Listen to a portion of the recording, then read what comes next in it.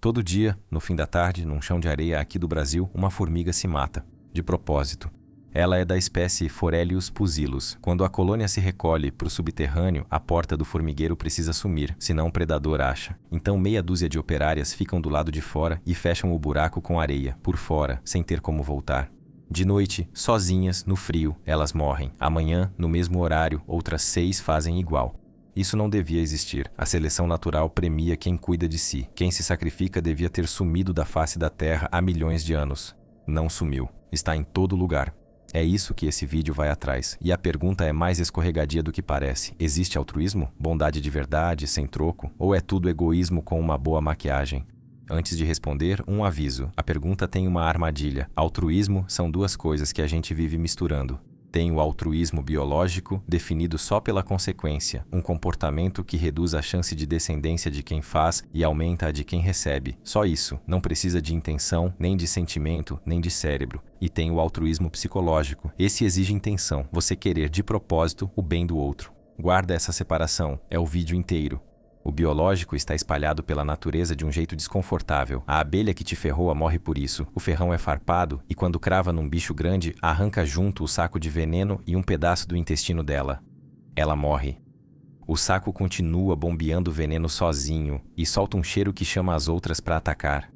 Uma formiga que se enterra viva, uma abelha que se estripa. Isso é altruísmo? Pela definição biológica, é. E não tem sentimento nobre nenhum ali, tem uma conta sendo paga. É essa conta que a gente vai atrás, porque a minha aposta é essa. Altruísmo não é de graça, nunca foi.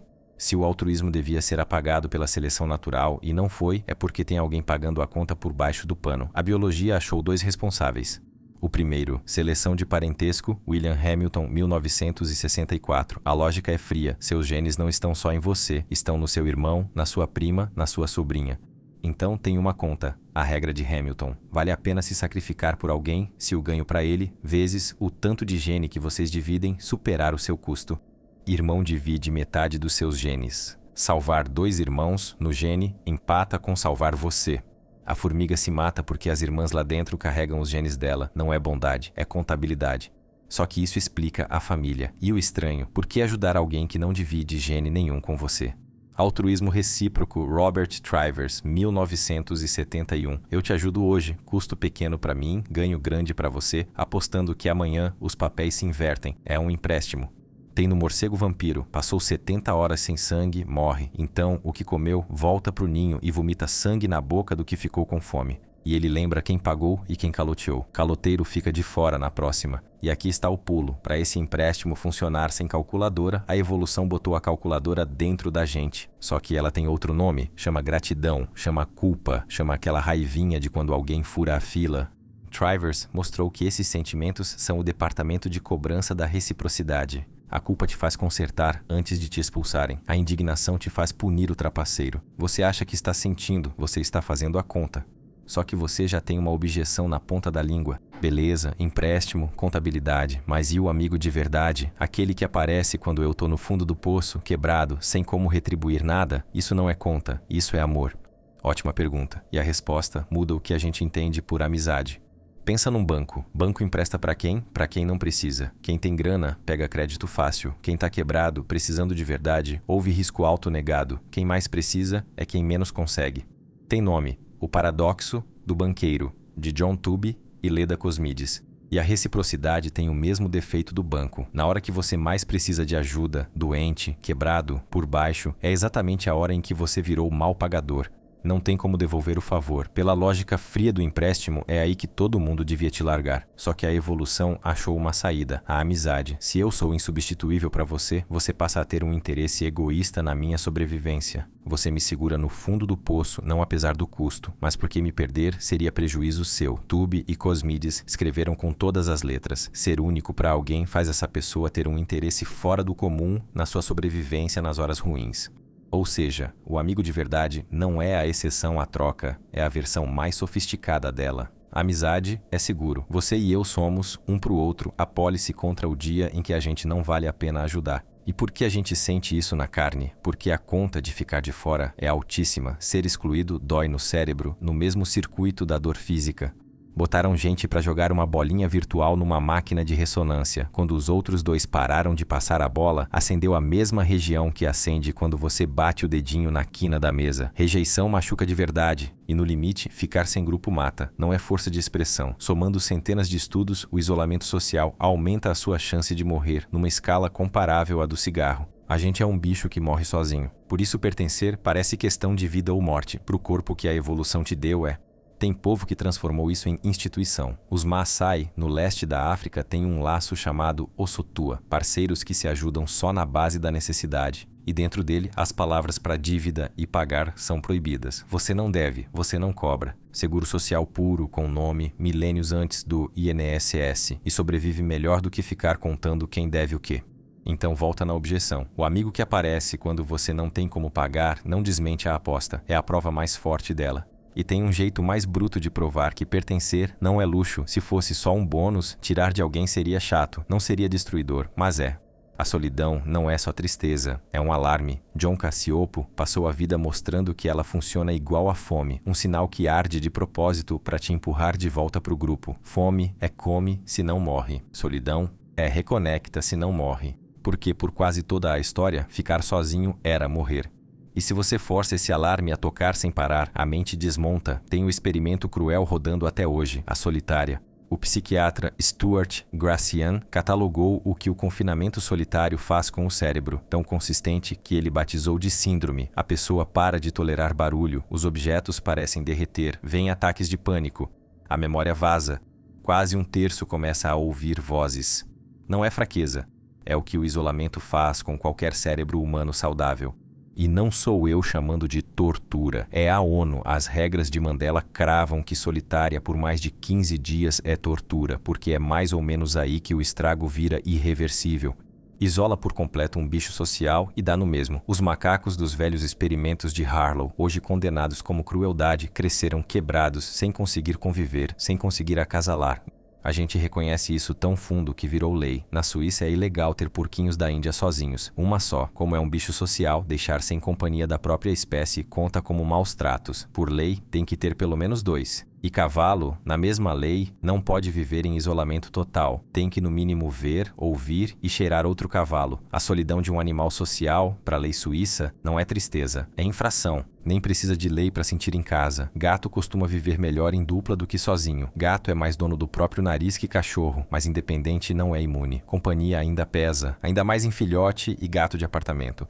Então junta as duas pontas. Para te manter no grupo, a evolução apostou nos dois lados. Prêmio se você fica, castigo se você sai. Prazer em se conectar, a mente ruindo se você não se conecta. É assim que você sabe que nunca foi opcional. A gente não foi feito para aguentar a solidão. Foi feito para não conseguir viver sem gente. Isso não é fraqueza, é o projeto.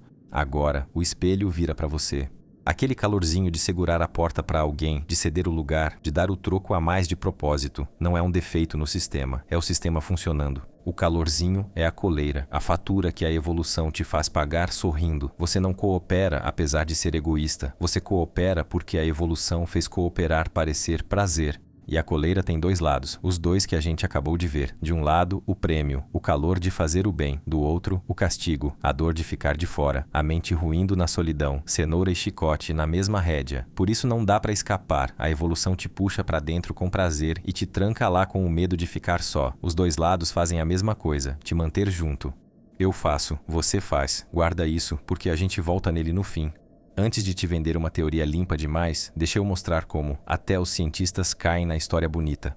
Suricata, aquela que fica de pé, esticada, vigiando enquanto o grupo cava atrás de comida. Por décadas, o pôster do auto-sacrifício, o sentinela heróico que se expõe para proteger a família. Aí Tim Clutton-Brock resolveu medir em vez de se emocionar, e desmontou. Primeiro, a suricata só vigia depois que ela comeu. Deram 25 gramas de ovo para umas e essas vigiaram mais. Segundo, em mais de 2.000 horas de observação, nenhum sentinela foi morto. Nenhum.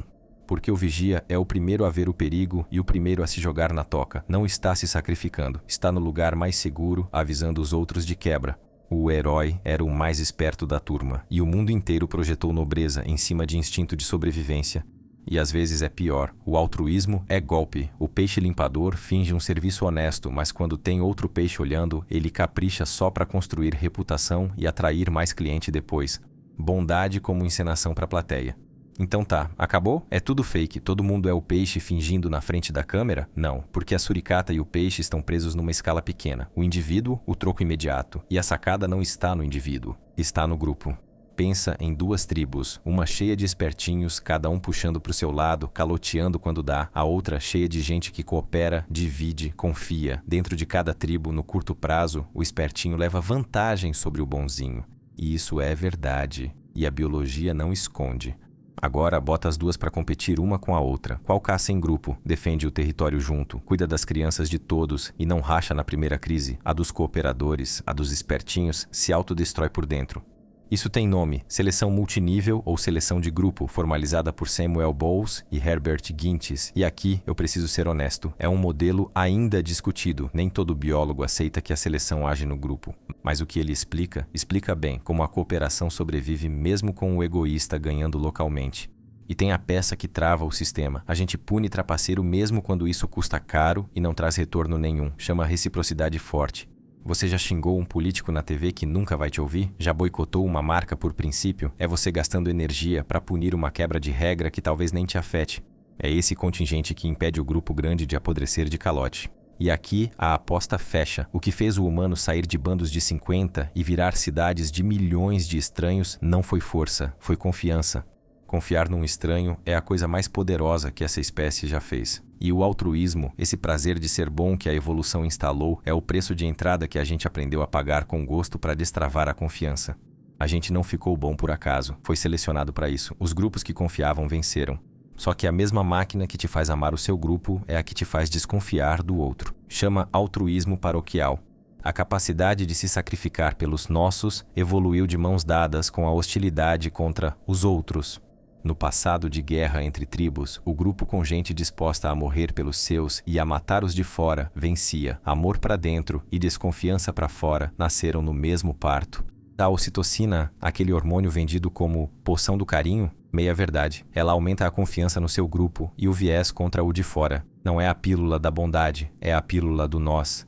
Mas tem uma nuance que é esperança com base científica. O que acende o pavio violento não é a diferença em si, não é o outro ser de outra cor ou de outra fé, é a desigualdade percebida. Onde a diferença de riqueza e de voz é pequena, esses mesmos humanos cooperam com o estranho total. A fronteira do nós é elástica, a gente só empurra ela para dentro quando se sente ameaçado e roubado. Falta pagar o loop do começo. Se a bondade venceu, se a seleção empurrou a gente para o lado cooperador, onde é que isso aparece na carne? Numa castanha no meio do cérebro, a amígdala. Abigail Marsh mapeou isso. Nos psicopatas, um padrão, amígdala menor e uma resposta apagada para uma coisa muito específica, o rosto de medo do outro. O psicopata não é um super vilão genial, é alguém que no fundo não lê o pavor no seu rosto. O sinal que faria qualquer um de nós parar não chega com força. Aí ela foi pro outro extremo, gente que fez o gesto de bondade mais extremo que existe, doar um rim em vida com dor e risco para um estranho anônimo que nunca vai retribuir. Se existe candidato a altruísmo puro, é esse, e o cérebro deles, a amígdala direita, cerca de 8%, maior que a média, hiperreativa justamente para o rosto de medo do outro.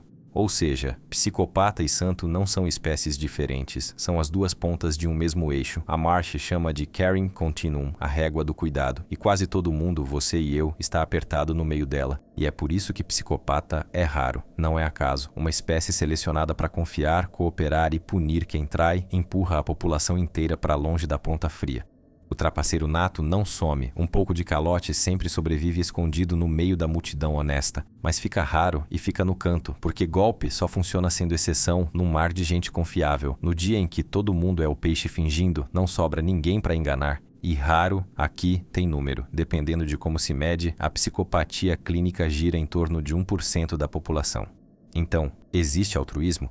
Depende do que você quer ouvir. Altruísmo biológico, o da consequência, existe aos montes, da formiga à abelha ao doador de rim, sem dúvida. Altruísmo psicológico puro, uma bondade que brota do nada, sem causa nenhuma lá atrás, esse não existe. A causa está sempre lá, no gene, na amígdala, em milhões de anos de seleção.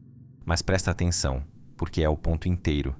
Ter causa não faz ser falso. O doador de rim sente de verdade. A dor é real. O rim que foi embora é real. O estranho que hoje vive com ele é real. A bondade não ser de graça não a torna encenação, torna ela conquistada, o resultado mais improvável que uma máquina egoísta já cuspiu. E o espelho pela última vez, aquele incômodo que talvez tenha batido em você. Peraí, então minha bondade é só egoísmo evoluído? Não é um contra-argumento, é a própria máquina rodando. Uma espécie que precisa que a própria bondade seja pura é uma espécie que foi selecionada para ser confiável. Até a sua vontade de que o altruísmo exista é o altruísmo rodando dentro de você, agora. A gente é, no osso, no gene, no cérebro, uma espécie feita para depender uns dos outros. Altruísmo não é gratuito, é uma conquista, é cláusula pétrea do contrato social mais antigo que existe, e de tão bom que é, a gente cumpre mesmo que fosse de graça.